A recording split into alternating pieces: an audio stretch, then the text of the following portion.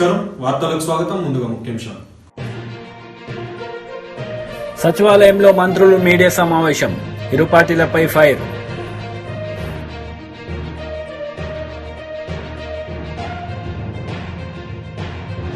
రా కదలిరా భారీ బహిరంగ సభలో చంద్రబాబు నాయుడు, సీఎం జగన్ పై ఫైర్.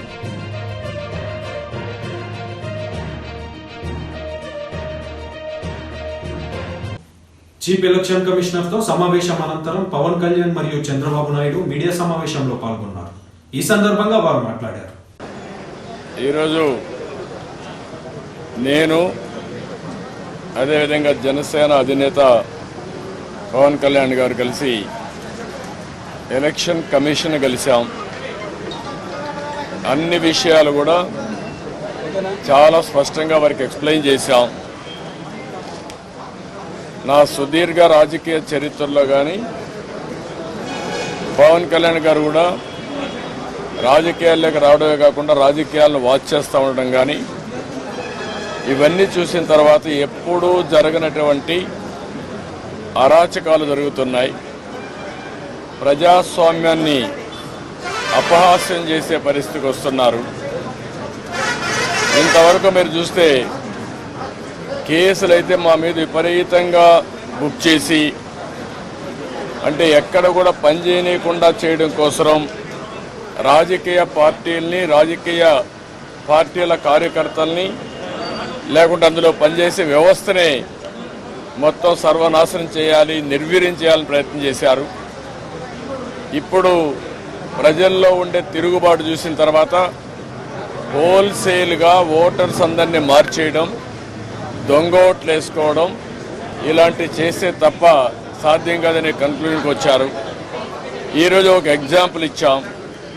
ఒక్క చంద్రగిరిలో ఫామ్ 6 కింద 1,15,000 ఓట్లు ఇచ్చారు. దాంట్లో దగ్గర 33,000 ఓట్లు ఆమోదించారు. దాంట్లో వేరే నియోజకవర్గంలో విత్ ఎవిడెన్స్ అన్నీ కూడా మేము పెట్టాం. అవన్నీ కూడా వారికి ఎక్స్ప్లెయిన్ చేశాను.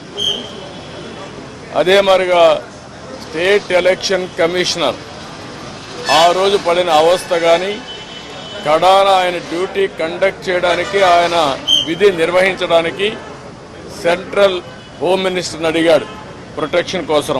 కుటుంబాన్ని, ఆయనకు సెక్యూరిటీ కావాలని అడిగే పరిస్థితి, అవి కూడా ఇచ్చాం. ఫైనల్గా మేము రిక్వెస్ట్ చేసింది వారిని ఒకటే చెప్పాం, ఏదైతే ఎలక్షన్ డ్యూటీ కేసే ఆఫీసర్ని సెలక్షన్ ప్రాసెస్లో కాకుండా ఆల్ ఇండియా లెవెల్లో చేసే బెస్ట్ ప్రాక్టీసెస్లో ఎంపిక చేసుకోవాల్సిన అవసరం ఉంది. డిప్యూటీ సీఎం బట్టి విక్రమార్క మీడియా సమావేశం నిర్వహించారు. ఈ సందర్భంగా వారు మాట్లాడారు. రాష్ట్ర ప్రజల పైన పడలేదు.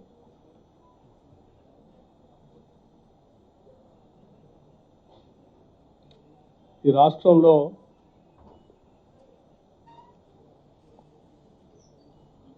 అత్యంత వెనుకబడినటువంటి వర్గాలు ఉన్నారు. సామాజికంగా తరతరాలుగా అనేక అవసరాలు అందుబాటులో రాలేనటువంటి వాళ్ళు కూడా ఉన్నారు.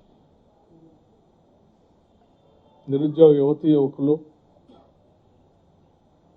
మహిళలు అందరూ కూడా ఆత్మగౌరవంతో ఉన్నటువంటి ప్రతి వనరుల్ని వారి అవసరాల కోసం, భవిష్యత్తు కోసమే ఉండాలని ఆకాంక్షించి కొట్లాడి తెలంగాణ రాష్ట్రాన్ని తెచ్చుకున్నాం. సో వారందరి శ్రేయస్సే మా అందరి ముందు ఉన్నటువంటి ప్రథమ కర్తవ్యం, లక్ష్యం కూడా. సరే, ఈ మధ్య కొద్దిమంది మంత్రులు, పాత మంత్రులు, మాజీ మంత్రులు అక్కడక్కడ కొన్ని విషయాలు మాట్లాడుతూ ఉన్నారు. హైదరాబాద్లో ఫార్ములా ఈ రేస్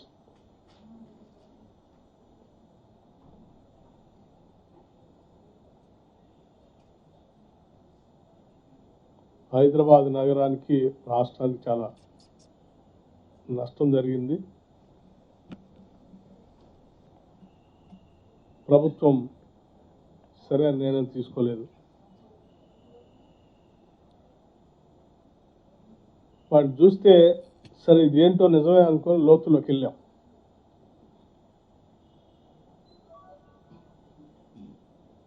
ఫార్ములా ఈ రేసు ప్రజలందరికీ తెలియాలి.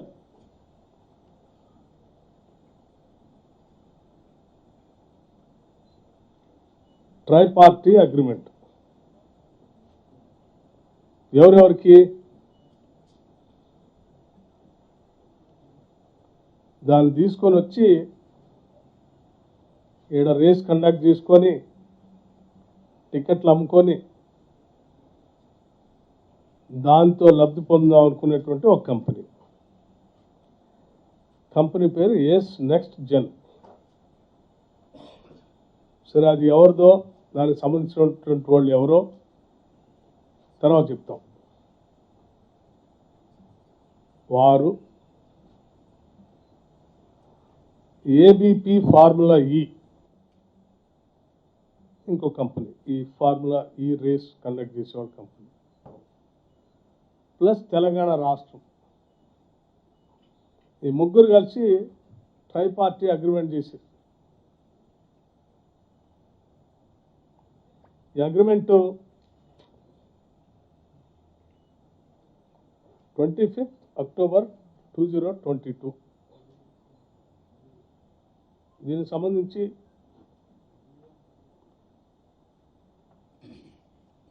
మరి రాష్ట్రానికి ఏదైనా ట్రై పార్టీ అగ్రిమెంట్ చేసుకుంటే, ఏదైనా ఈవెంట్ కండక్ట్ చేస్తే ఆ ముగ్గురు వాటాదారులు అన్నట్టుగా ఉంది. ముగ్గురు వాటాదారుల్లో మరి ప్రధానంగా హోస్ట్ చేసే నగరానికి, రాష్ట్రానికి కొంత మేలు జరగాలి, వాటా రావాలి. ఈ అగ్రిమెంట్లో ఏంటంటే టికెట్లు అమ్ముకునేదేమో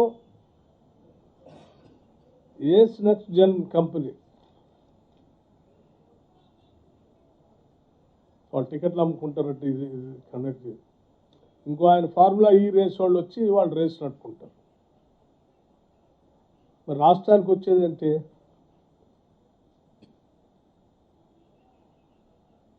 రాష్ట్రం అంట రేస్ కావాల్సిన ట్రాక్ ఇన్ఫ్రాస్ట్రక్చర్ తయారు చేయాలి. తయారు చేస్తే రాష్ట్రం హోస్టు ఇన్ఫ్రాస్ట్రక్చర్ తయారు చేసిస్తే రాష్ట్రానికి ఏంటి ఆదాయం అంటే ఏం లేదు దాంట్లో.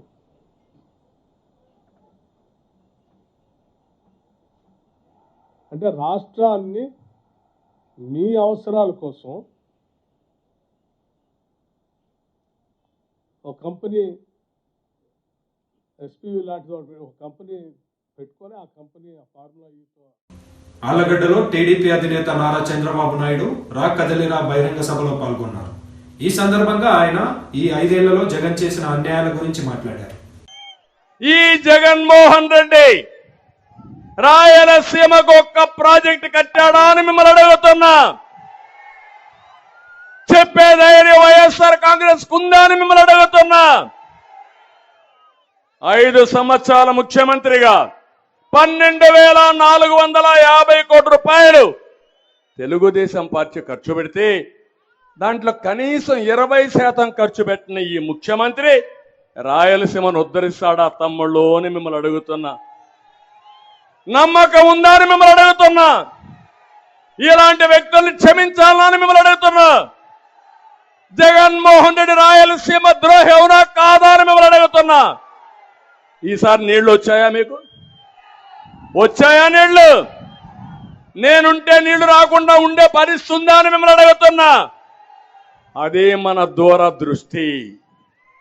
నేనేం ఆలోచించాను, ఇమ్మీడియట్ గా ముఖ్యమంత్రి అయిన రోజునే రాయలసీమకు నీళ్లు తేవాలని ముచ్చుమర్రి లిఫ్ట్ ఇరిగేషన్లు ఫైనలైజ్ చేశాను. దానివల్ల నీళ్లు కిందికి పోయినా ఆ నీళ్లని లిఫ్ట్ చేసే అవకాశాన్ని కల్పించిన పార్టీ తెలుగుదేశం పార్టీ. ఇంతేకాదు, శ్రీశైలంలో నీళ్లు పొదుపు చేయాలని కృష్ణా డెల్టాకి పట్టసీమ ద్వారా గోదావరి నీళ్లు 120 టీఎంసీ నీళ్లు తీసుకొచ్చాం. ఆ 120 టీఎంసీ నీళ్లు ఎక్కడ పెట్టామంటే శ్రీశైలంలో పెట్టాం. ఆ నీళ్లు ఎవరికి ఇచ్చామంటే రాయలసీమకి ఇచ్చాం. అదే నేను ముఖ్యమంత్రిగా ఉండుంటే అప్పటికే టెండర్లు పిలిచాను. గోదావరి నీళ్లు నాగార్ సాగర్ రైట్ మెయిన్ కెనాల్కి తీసుకురావాలని 250 టీఎంసీ నీళ్లు అక్కడ తెచ్చేవాళ్ళం, అక్కడ నీళ్లు ఇచ్చేవాళ్ళం. ఆ నీళ్లు కూడా శ్రీశైలం ఉండేటివి.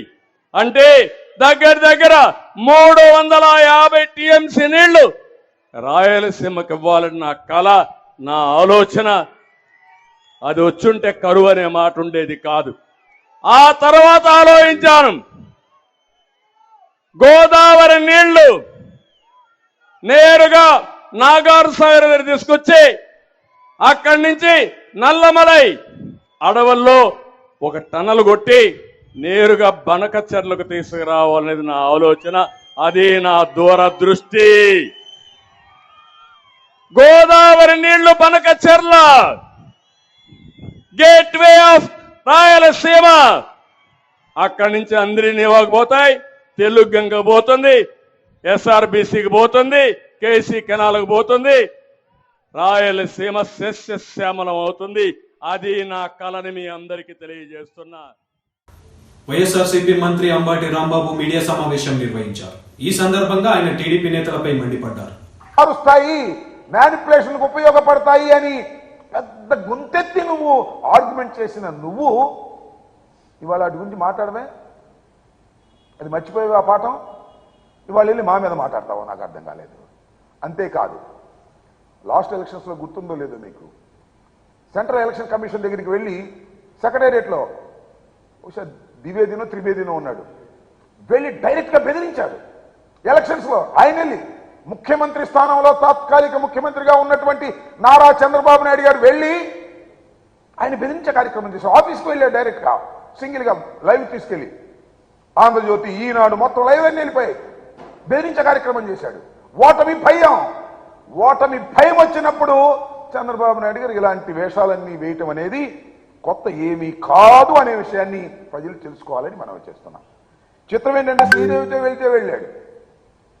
ఎందుకంటే ఆమె పార్టీలో, మా పార్టీలో గెలిచిన ఆయనకి ఓటేసింది, క్యాష్ కొట్టి తీసుకుంది. ఇప్పుడు ఆయన అమ్మటే తెలుగుదేశం ఊరేగింపులో తిరుగుతుంది అనుకో, అది వేరే విషయం. ఈయన వెళ్ళాడు.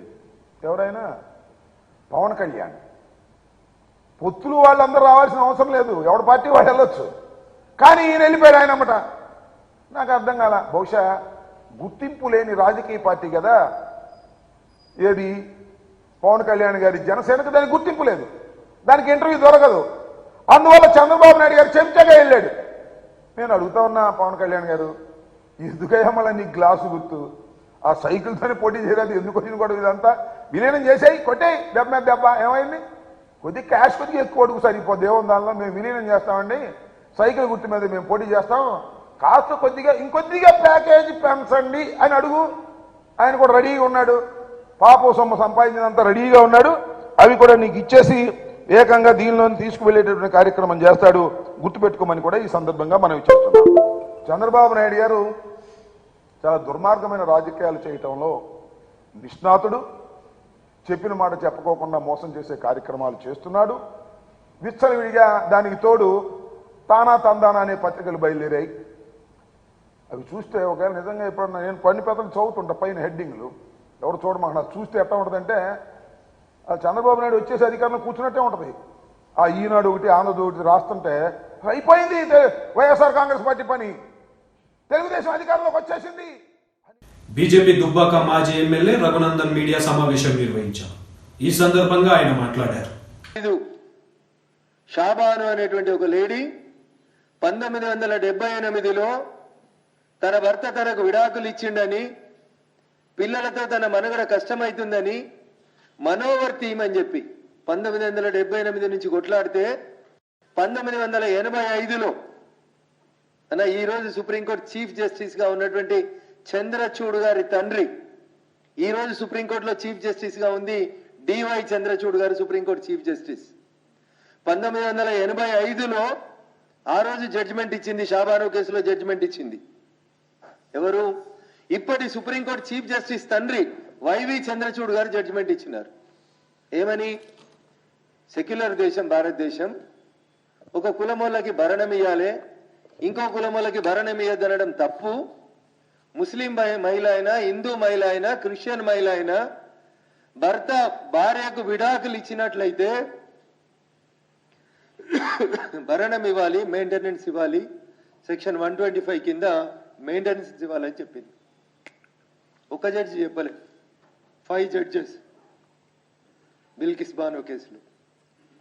ఆ రోజు షాబానో కేసులో జడ్జిమెంట్ ఇచ్చింది సుప్రీంకోర్టు చీఫ్ జస్టిస్, ప్రస్తుత చీఫ్ జస్టిస్ గారి తండ్రి జస్టిస్ వైవి చంద్రచూడ్ గారు, రంగనాథ్ మిశ్రా గారు, డిఏ దేశాయి గారు, మన తెలుగు జడ్జి గారు కూడా ఒకరు ఉన్నారు, ఓ చిన్నపరెడ్డి గారు, ఈఎస్ వెంకటరామయ్య గారు. ఈ 5 జడ్జీలు ఏమన్నారంటే, బెంచ్ ఏమన్నదంటే, మీరు హిందువా, ముస్లిమా, క్రిస్టియన్ పక్కన పెట్టి భర్త భార్యను వదిలేస్తున్నప్పుడు భరణం ఇవ్వడం సమంజసం అని ఈ దేశంలో ఉన్న సర్వోన్నత న్యాయస్థానం జడ్జిమెంట్ ఇస్తే టీడీపీ పోలిట్ బ్యూరో సభ్యులు వర్లరామయ్య మీడియా సమావేశం నిర్వహించారు. ఈ సందర్భంగా ఆయన దళితులను అవమానాలకు గురి చేయడమే మీ లక్ష్యమా అంటూ జగన్ ప్రభుత్వం పైన మండిపడ్డారు. కన్ఫర్మ్ గా ఉన్నామండి మేము, అంటే ఊపిరి సల్పటం లేదు వైఎస్ఆర్ కాంగ్రెస్ పార్టీలో ఉండటానికి, ఆ ప్రైవేట్ లిమిటెడ్ కంపెనీలో కంటిన్యూ అవటానికి. మారాలి మారాలి మారాలి, ట్రాన్స్ఫర్ చేస్తాను ఇక్కడి నుంచి అక్కడ కాదు, వాళ్ళని కాదు మార్చాల్సింది, 174 క్యాండిడేట్స్ని కాదు, 175 ఆయన 174 ఇన్ఛార్జీలను కానీ క్యాండిడేట్స్ని కాదు మార్చవలసింది, మీరే మారాలి. ట్రాన్స్ఫర్ మీకు కావాలి. ఇప్పుడు జగన్మోహన్ రెడ్డిని ముఖ్యమంత్రి పదవి నుంచి ట్రాన్స్ఫర్ చేయాలా? ప్రజలందరూ సిద్ధంగా ఉన్నారు. No, you doesn't deserve to be chief minister of the state. నీకు ట్రాన్స్ఫర్. ఎక్కడికి పోతాడు? అగమ్య గోచరం, ఎక్కడికి పోవాలో తెలియని పరిస్థితి జగన్మోహన్ రెడ్డి గారిది. రాబోయే రోజుల్లో ఒక ప్రతిపక్ష నాయకుడి హోదా కూడా దక్కదత్తను కానీ ప్రజలు చెబుతూ ఉన్నారు, ఆ పార్టీ నాయకులు చెబుతున్నారు, చెట్టు మీద పిట్టల్లాగా ఎగిరిపోతూ ఉన్నారు. ముఖ్యంగా అతని ఎమ్మెల్సీ కవిత మీడియా సమావేశం నిర్వహించారు. ఈ సందర్భంగా ఆమె మాట్లాడారు. మీద ఉన్నటువంటి మా అక్క చెల్లెలు, ఎంపీపీలు, వైస్ ఎంపీపీలు, అట్లానే మా సోదరులు, యువమిత్రులు, అనేక పదవులలో ఉన్నటువంటి వాళ్ళు, పదవులలో లేనటువంటి వాళ్ళు, వేదిక మీద ఉన్న కార్యకర్తలకు, నాయకులకి, మీడియా మిత్రులకి అందరికీ కూడా హృదయపూర్వకంగా నమస్కారాలు తెలియజేస్తూ ఉన్నాను. మహబూబ్ నగర్ జిల్లాకు నాకు ఒక ప్రత్యేకమైనటువంటి అనుబంధం ఉన్న విషయం మీ అందరికీ తెలిసిందే. 2009లో ఎప్పుడైతే గౌరవ కేసీఆర్ గారు మహబూబ్ నగర్ నుంచి పోటీ చేయాలని నిర్ణయం తీసుకున్నారో, ఆనాడు ఇక్కడికి వచ్చినామంటే అప్పటి నుండి ఈ జిల్లాతోని అనుబంధం, అప్పటి నుండి ఇక్కడ జిల్లా పార్టీతోని, కార్యకర్తలతోని, నాయకులతోని ఒక ప్రత్యేకమైనటువంటి అనుబంధం అన్నది నా జీవితంలో ఎదురైనటువంటి ఒక మంచి ఘటనగా నేను అనుకుంటా ఉంటాను. అందుకే నిజామాబాద్ వాళ్ళు ఎట్లయితే నా దగ్గరికి అధికారంతో వస్తారో, మహబూబ్ నగర్ వాళ్ళు కూడా నా దగ్గరికి అట్లనే అధికారంతో వచ్చి ఏమన్నా పనులున్నా, ఏమున్నా, చెప్పేది ఉన్నా, మాట్లాడేది ఉన్నా ఆపత్తికి సంపత్తికి వచ్చిపోతూ ఉంటారు. ఇవాళ కూడా మరి మహబూబ్ నగర్లో గౌరవనీయులు దేవరకద్ర మాజీ శాసనసభ్యులు వారి సోదరులు మరి మొన్ననే గతించినారు. వారి ఇంటికి పోయి వారిని పరామర్శ చేయడానికి ఆళ్ళ వెంకటేశ్వర రెడ్డి గారి దగ్గరికి వెళ్ళి రావడం జరిగింది. ఒక మంచి కుటుంబ సభ్యుల్లాగా మహబూబ్ నగర్లో ఉండేటటువంటి మన నాయకులందరితో కూడా అనుబంధం ఉంది కాబట్టి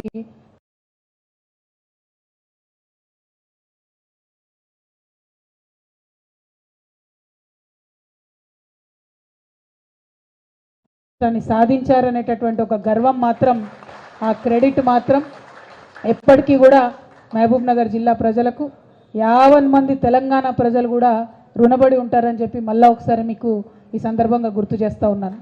కాబట్టి కేసీఆర్ గారి హృదయంలో ఒక ప్రత్యేకమైన స్థానం. మనం తెలంగాణ ఉద్యమంలో బాధపడేటోళ్ళం. పల్లెన పల్లేరు మొలిసే తెలంగాణలోన, మన పాలమూరులోన అని బాధపడినటువంటి అనేక సందర్భాలు ఉన్నాయి. ఆనాడు చాలామంది మిత్రులతోని మరి మహబూబ్ నగర్లో వలసలు ఎందుకు జరుగుతున్నాయి, ఈ వలసలను ఎట్లా ఆపాలి అని చెప్పి గ్రామాన తిరిగి ఆనాడు జాగృతి కార్యకర్తలు, బీఆర్ఎస్ కార్యకర్తలు తిరిగి ఆలోచన చేసినాం. ఎన్నో మంది స్వచ్ఛంద సేవా సంస్థలతోని అన్ని ప్రాంతాల్లో కూడా తిరిగి మా ప్రయత్నాలు మేము చేసినాం. అవి చేస్తున్నటువంటి సందర్భంలో మనకు అర్థమైంది ఏంటంటే మొత్తం భారతదేశంలో లార్జెస్ట్ డిస్ట్రిక్ట్ 35 లక్షల ఎకరాల పైచిలుకు భూగోళంతో సాగు చేసేటటువంటి ఆస్కారం ఉన్నటువంటి భూమితోని భారతదేశంలో అత్యంత పెద్ద జిల్లాగా మన పాలమూరు ఉంది. ఇంత పెద్ద జిల్లా ఉండి పక్కకే కృష్ణానది ఉండి ఎక్కడా కూడా మనకు పంటలు పండక మహబూబ్ నగర్లో చాలామంది భూములు ఉన్న వాళ్ళు కూడా ఇడిచిపెట్టుకొని హైదరాబాద్ జంట నగరాలలో. వైఎస్ఆర్సీపీ ఎంపీ విజయసాయిరెడ్డి ఎలక్షన్ కమిషనర్తో మీటింగ్ అనంతరం మీడియా సమావేశంలో పాల్గొన్నారు. ఈ సందర్భంగా ఆయన మాట్లాడారు. ఒక రాజకీయ పార్టీకి ఒక సింబల్ కేటాయించడం జనరల్ సింబల్లో నుంచి అది చట్ట విరుద్ధం అది అన్నటువంటి విషయాన్ని కూడా మేము ఎలక్షన్ కమిషన్కి నివేదించడం జరిగింది. ఈ రెండు విషయాలు కాకుండా మరొక విషయం, మూడవ అంశం, కోనేరు సురేష్ అనేటటువంటి వ్యక్తి, ఇతను తెలుగుదేశం పార్టీ ఎలక్టోరల్ సెల్లో ఏదో సమ్ పొజిషన్లో ఉన్నాడన్నమాట. ఇతను ఒక బల్క్ కంప్లైంట్ని, ఒక ఇంచుమించుగా 10 లక్షల పైచిలుకు ఓట్లన్నీ కూడా ఆంధ్ర రాష్ట్రంలో బోగస్ ఓట్లు అన్నటువంటి కంప్లైంట్ని chief electoral officer Andhra Pradesh, chief CEO of Andhra Pradesh కి కంప్లైంట్ ఇవ్వడం జరిగింది. మా యొక్క మొట్టమొదటి ప్రశ్న, CEO of Andhra Pradesh bulk complaint అనేటటువంటి దాన్ని యాక్సెప్ట్ చేయవచ్చా? యాక్సెప్ట్ చేయడం అన్నటువంటిది వైఎస్ఆర్ కాంగ్రెస్ పార్టీ తప్పుపడతా ఉంది. ఒక వ్యక్తికి 175 నియోజకవర్గాల్లో 25 పార్లమెంటు స్థానాల్లో 10 లక్షల మందో 20 లక్షల మందో 30 లక్షల మందో బోగస్ ఓట్లు ఉన్నారన్నటువంటి విషయం ఎలా తెలుస్తుంది? కంప్లైంట్ అన్నటువంటిది బిఎల్ఏస్ ఇవ్వాలి, ఆయా నియోజకవర్గంలో ఉన్నటువంటి బిఎల్ఏస్ ఇవ్వాలి. ఆ బిఎల్ఏస్ చెప్పాలి ఏది బోగస్ కంప్లైంట్ అన్నటువంటిది. అంతేకాని ఒక వ్యక్తి, తెలుగుదేశం పార్టీకి చెందినటువంటి ఒక వ్యక్తి రాష్ట్రంలో 175 స్థానాల్లో ఎన్ని బోగస్ ఓట్స్ ఉన్నాయి అన్నటువంటిది చెప్పాడు, కంప్లైంట్ ఇచ్చాడు అని అంటే ఆ కంప్లైంటే బోగస్ కంప్లైంట్. కాబట్టి అతని మీద చర్యలు తీసుకోవాలి అన్నటువంటి విషయాన్ని మేము ఎలక్షన్ కమిషన్ దృష్టికి తీసుకురావడం జరిగింది.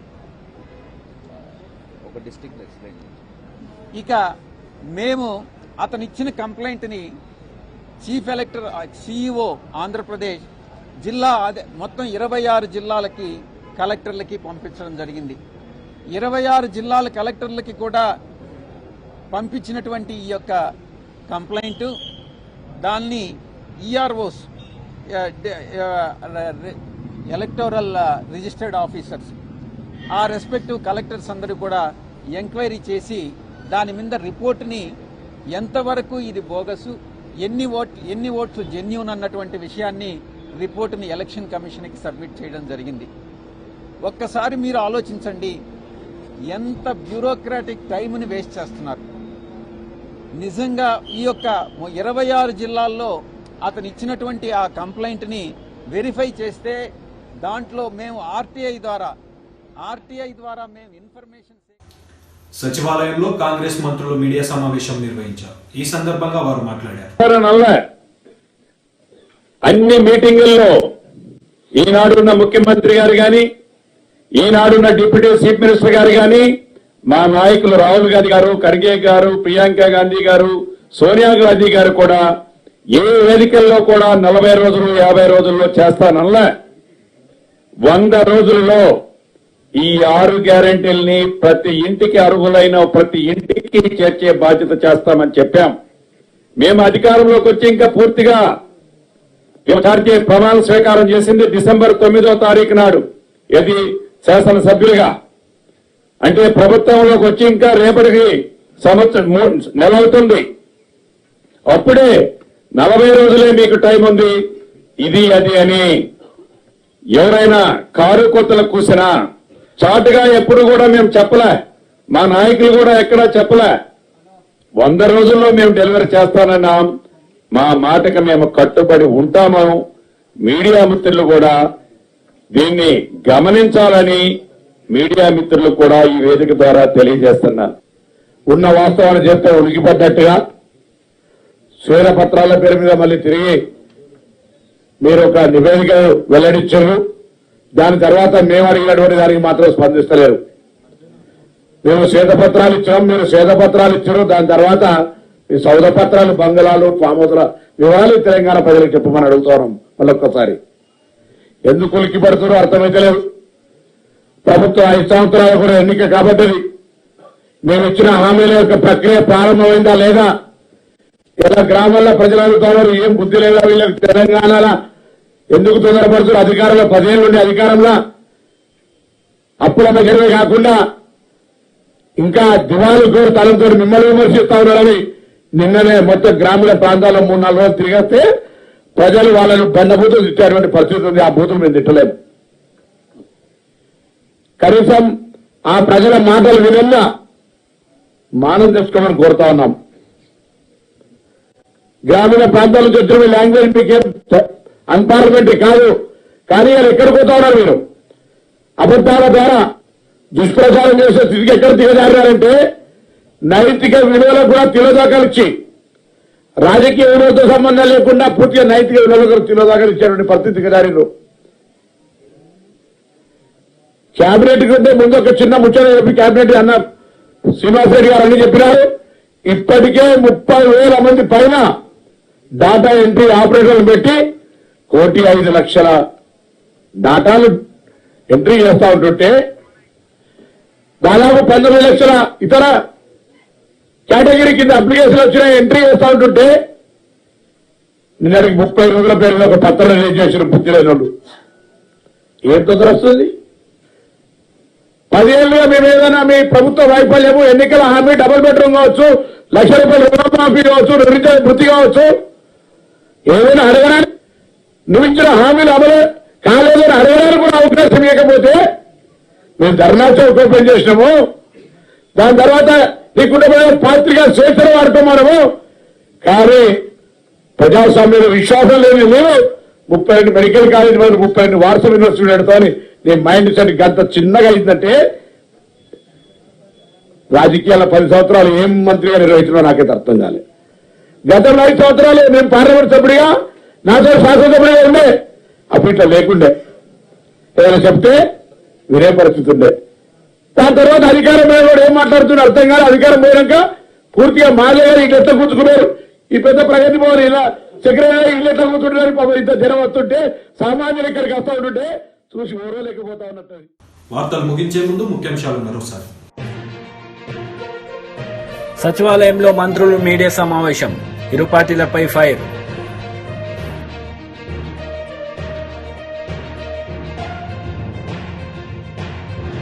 రా కదలిరా భారీ బహిరంగ సభలో చంద్రబాబు నాయుడు, సీఎం జగన్ పై ఫైర్.